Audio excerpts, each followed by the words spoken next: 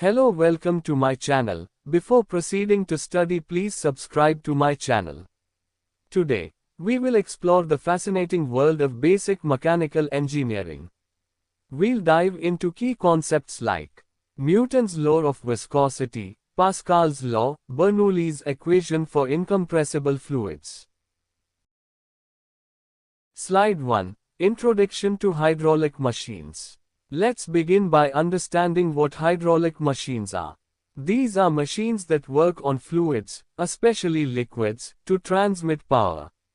The basic principle behind them is Pascal's law, which states that when pressure is applied to a fluid in a confined space, that pressure is transmitted equally in all directions.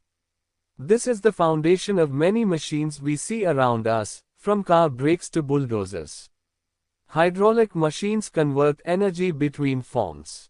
A hydraulic pump converts mechanical energy, like a motor turning a shaft, into fluid energy.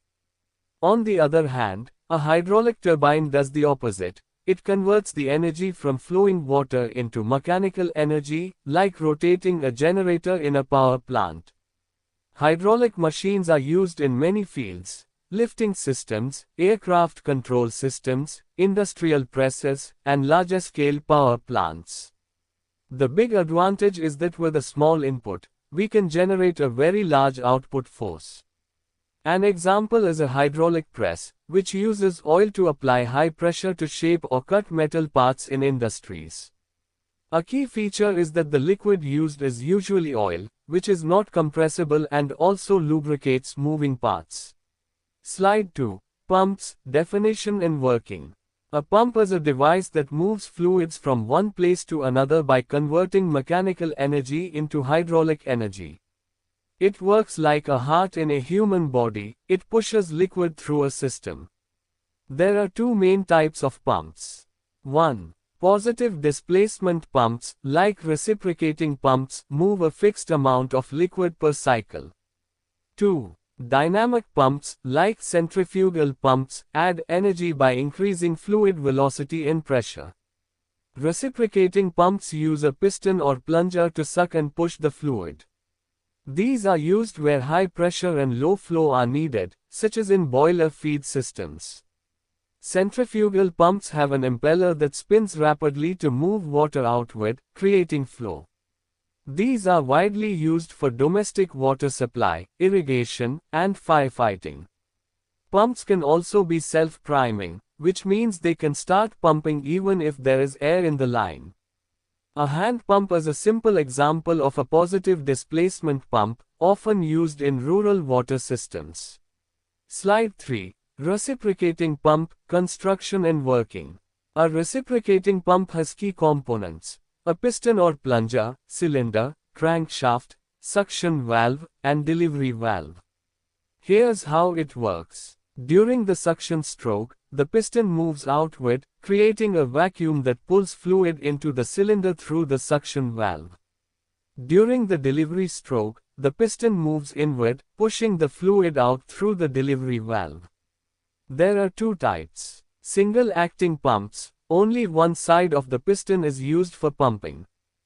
Double-acting pumps. Both sides of the piston pump fluid, increasing efficiency. Check valves ensure that fluid flows in only one direction, preventing backflow. Efficiency of reciprocating pumps is high, and they are ideal for situations needing precise delivery of high-pressure fluid. You'll find them in industries for feeding water into boilers or in hydraulic presses.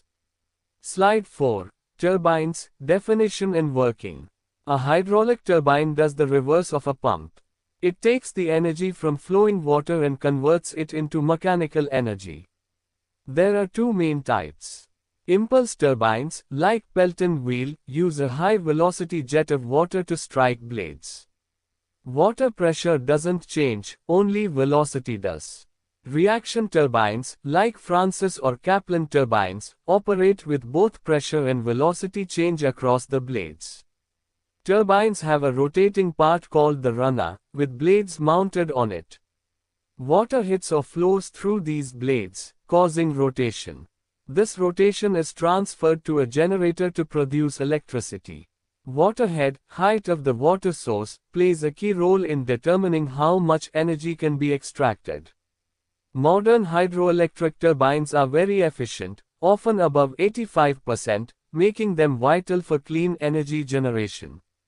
A famous example, the Francis turbine is used in the Bahakar Nangal Dam to generate electricity. Slide 5. Differences, pumps vs turbines. A pump requires a mechanical input, like a motor, to push fluid against pressure. A turbine, in contrast, uses the energy in fluid, like from a waterfall, to rotate and generate power. Pumps are used in systems where fluid needs to be delivered or moved. Turbines are used where energy needs to be extracted. The table clearly shows how their direction of energy conversion and design elements differ. Slide 6. Advantages of hydraulic machines. Let's now look at why hydraulic machines are so widely used. 1. High force with small effort. A small input pressure can create a large output force. This is useful in pressing or lifting heavy objects.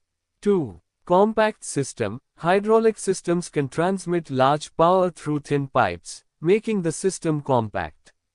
3. Smooth control. Speed and direction of output can be controlled easily using valves. 4. Safety. Relief valves can prevent system damage under overload conditions. 5. Less wear and tear. The fluid not only transmits power but also lubricates the system, reducing mechanical wear. 6. Efficient power transmission. Compared to mechanical gear systems, energy loss is less. 7. Reversible operation. In some systems, pumps can be used as turbines and vice versa.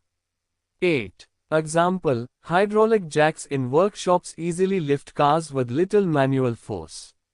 9. Application significance. From robotics to aerospace, hydraulic systems are vital for automation and heavy-duty control.